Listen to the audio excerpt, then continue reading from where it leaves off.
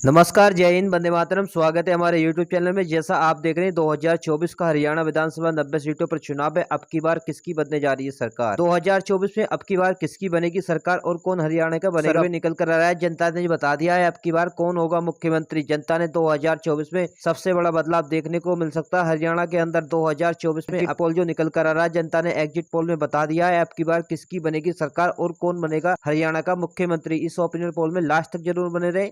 Please हमारे channel पे नए तो हमारे चैनल को सब्सक्राइब जरूर कर लें। ऐसे ओपिनियन पोल आपको 2024 में अब की बार किसकी बनने जा रही है सरकार हरियाणा विधानसभा में। हरियाणा की बात कर ले तो 90 सीटों पर चुनाव है, जिसमें चुनावों की डेट क्लियर हो चुकी है। चुनाव बहुत करीब आ चुके हैं। जितने करीब चुनाव आ रहे हैं, जनता इतना ही बड़ा बदलाव ला रही है। 2024 में अब की बार किसकी बनेगी सरकार और कौन हरियाणा का बनेगा मुख्यमंत्री, इस ओपिनियन पोल के माध्यम से पता चल जाएगा। इस ओपिनियन पोल को लास्ट तक जरूर बने रहे। 2024 में अब की बार किसकी बनेगी सरकार और कौन बनेगा। बीजेपी को ने प्रचार शुरू कर दिया हरियाणा के अंदर। हरियाणा अब की बार बीजेपी जीतना चाहती है, तीसरी बार हैट्रिक लगाना। क्या कांग्रेस करेगी अपनी वापसी 2024 में? अब की बार कांग्रेस कितनी सीटों से चुनाव जीतती है, क्या बीजेपी कितनी सीटों से चुनाव जीतती है, इस ओपिनियन पोल के माध्यम से पता चल जाएगा। साथ ही इस ओपिनियन पोल में लास्ट तक जरूर बने रहे। 2024 में इस ओपिनियन पोल को शुरू करते हैं। इस ओपिनियन पोल में सभी साथियों का हार्दिक स्वागत। एक ओपिनियन पोल देख लेते हैं। पहला जिला आता है सोनीपत। सोनीपत में 6 सीटें हरियाणा विधानसभा। सोनीपत में बीजेपी के खाते में 1 सीट, कांग्रेस के खाते में 5 सीटें, कोई भी सीट नहीं। बीजेपी को काफी नुकसान का सामना करना पड़ सकता है। सोनीपत अगले जिले का सटीक ओपिनियन पोल देख लेते हैं। अगला जिला पानीपत में 4 सीटें हैं, बीजेपी के खाते में 1 सीट, कांग्रेस के खाते में 2 सीटें, अन्ना दल के खाते में भी 1 सीट। बीजेपी को थोड़ा नुकसान का सामना करना पड़ सकता है पानीपत में। साथियों अगले जिले का सटीक ओपिनियन पोल जान लेते हैं। अगला जिला आता है जमुनानगर। जमुनानगर में 4 सीटें हैं विधानसभा की, जिसमें बीजेपी के खाते में कोई भी सीट नहीं, कांग्रेस के खाते में 3 सीटें, अन्ना दल के खाते में भी 1 सीट। बीजेपी को काफी नुकसान का सामना करना पड़ सकता है जमुनानगर में। अगले जिले का सटीक ओपिनियन पोल जान लेते हैं। अगला जिला आता है सिरसा। सिरसा में 5 सीटें विधानसभा की, जिसमें बीजेपी के खाते में 1 सीट, कांग्रेस के खाते में 2 सीटें, अन्ना दल के खाते में भी 2 सीट। बीजेपी को 1 सीट का नुकसान का सामना करना पड़ सकता है सिरसा जिले में। अगले जिले का सटीक ओपिनियन पोल जान लेते हैं। अगला जिला आता है गुरुग्राम। गुरुग्राम में 4 सीटें विधानसभा की, बीजेपी के खाते में 1 सीट, इंडिया गठबंधन के खाते में 3 सीटें, अन्ना दल के खाते में कोई भी सीट नहीं। बीजेपी को काफी नुकसान का सामना करना पड़ सकता है गुरुग्राम जिले में। अगले जिले का सटीक ओपिनियन पोल जान लेते हैं। अगला जिला आता है हिसार। हिसार में 7 सीटें विधानसभा की, जिसमें बीजेपी के खाते में 3 सीटें, कांग्रेस के खाते में 4 सीटें, अन्ना दल के खाते में कोई भी सीट नहीं। अन्ना दल को काफी नुकसान का सामना करना पड़ सकता है हिसार में। अगले जिले का सटीक ओपिनियन पोल जान लेते हैं। अगला जिला आता है भवानी। भवानी में 4 सीटें विधानसभा की, बीजेपी के खाते में 1 सीट, कांग्रेस के खाते में भी 1 सीट, अन्ना दल के खाते में 2 सीटें। बीजेपी और कांग्रेस को 1-1 सीट का नुकसान का सामना करना पड़ सकता है भवानी। अगले जिले का सटीक ओपिनियन पोल जान लेते हैं। अगला जिला आता है फरीदाबाद। फरीदाबाद में 6 सीटें विधानसभा की, बीजेपी के खाते में 2 सीटें, कांग्रेस के खाते में 3 सीटें, अन्ना दल के खाते में 1 सीट। बीजेपी को 1 सीट का नुकसान का सामना करना पड़ सकता है। जिले का सटीक ओपिनियन पोल जान लेते हैं। अगला जिला आता है महेंद्रगढ़। महेंद्रगढ़ में 4 सीटें विधानसभा की, बीजेपी के खाते में 1 सीट, कांग्रेस के खाते में 2 सीटें, अन्ना दल के खाते में भी 1 सीट।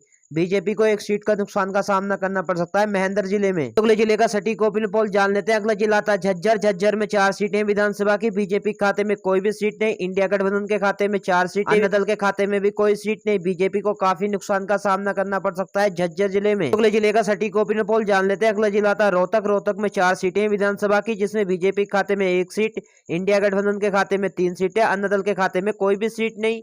बीजेपी को काफी नुकसान का सामना करना पड़ सकता है रोहतक जिले में। जिले का सटीक ओपिनियन पोल जान लेते हैं। साथियों अगले जिले का सटीक ओपिनियन पोल जान लेते हैं। अगला जिला आता है करनाल। करनाल में 5 सीटें विधानसभा की, बीजेपी के खाते में 2 सीटें, इंडिया गठबंधन के खाते में 3 सीटें, अन्ना दल के खाते में कोई भी सीट नहीं। बीजेपी को काफी नुकसान का सामना करना पड़ सकता है करनाल जिले में। अगले जिले का सटीक ओपिनियन पोल जान लेते हैं। अगला जिला आता है कुरुक्षेत्र। कुरुक्षेत्र में 4 सीटें विधानसभा की, बीजेपी के खाते में कोई भी सीट नहीं, इंडिया गठबंधन के खाते में 3 सीटें, अन्ना दल के खाते में 1 सीट। बीजेपी को काफी नुकसान का सामना करना पड़ सकता है कुरुक्षेत्र जिले में। अगले जिले का सटीक ओपिनियन पोल जान लेते हैं। अगला जिला आता है कैथल। कैथल में 4 सीटें विधानसभा की, बीजेपी के खाते में 1 सीट, इंडिया गठबंधन के खाते में 2 सीटें, अन्ना दल के खाते में 1 सीट, जिसमें बीजेपी को 1 सीट का नुकसान का सामना करना पड़ सकता है कैथल जिले में।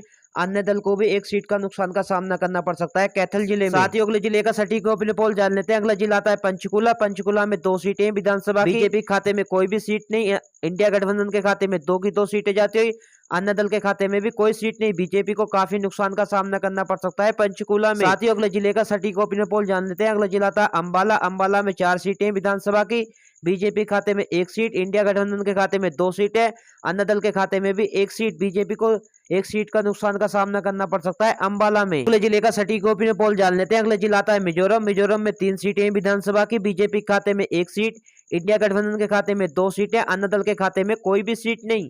बीजेपी को 1 सीट का नुकसान का सामना करना पड़ सकता है। अगले जिले का सटीक ओपिनियन पोल जान लेते हैं। अगला जिला आता है रंजीत। रंजीत में 5 सीटें विधानसभा की। बीजेपी के खाते में 1 सीट, इंडिया गठबंधन के खाते में 4 सीटें, अन्य दल के खाते में कोई भी सीट नहीं। बीजेपी को काफी नुकसान का सामना करना पड़ सकता है रंजीत जिले में। अगले जिले का सटीक ओपिनियन पोल जान लेते हैं। अगला जिला आता है हिसार। हिसार में 7 सीटें विधानसभा की, जिसमें बीजेपी के खाते में 2 सीटें, इंडिया गठबंधन के खाते में 4 सीटें, अन्य दल के खाते में 1 सीट। अन्य दल को 1 सीट का नुकसान का सामना करना पड़ सकता है हिसार अगले जिले का सटीक ओपिनियन पोल जान लेते हैं। अगला जिला आता है फरीदाबाद। फरीदाबाद में 3 सीटें विधानसभा की। बीजेपी के खाते में 1 सीट, इंडिया गठबंधन के खाते में 2 सीटें, अन्य दल के खाते में कोई भी सीट नहीं। बीजेपी को काफी नुकसान का सामना करना पड़ सकता है फरीदाबाद में। हमारा ओपिनियन पोल समाप्त हो चुका है। हम फाइनल ओपिनियन पोल की बात कर लेते हैं। हमने 90 सीटों का आपको ओपिनियन पोल दिखाया हरियाणा विधानसभा का। अब फाइनल सीटों की बात कर लेते हैं तो बीजेपी के खाते में 25 सीटें, इंडिया गठबंधन के खाते में 55 सीटें, अन्य दल के खाते में 10 सीटें। इस ओपिनियन पोल के माध्यम से कह सकते हैं अब की बार बीजेपी को थोड़ा नुकसान का सामना करना पड़ सकता है। अब की बार बन सकती है कांग्रेस की सरकार 2024 के विधानसभा में हरियाणा में। हरियाणा की जनता ने जो एग्जिट पोल में बताया, वो एग्जिट पोल में हमने आपको दिखाया 2024 में अब की बार किसकी बनने जा रही सरकार। आपकी क्या राय है कमेंट बॉक्स में जरूर बताएं।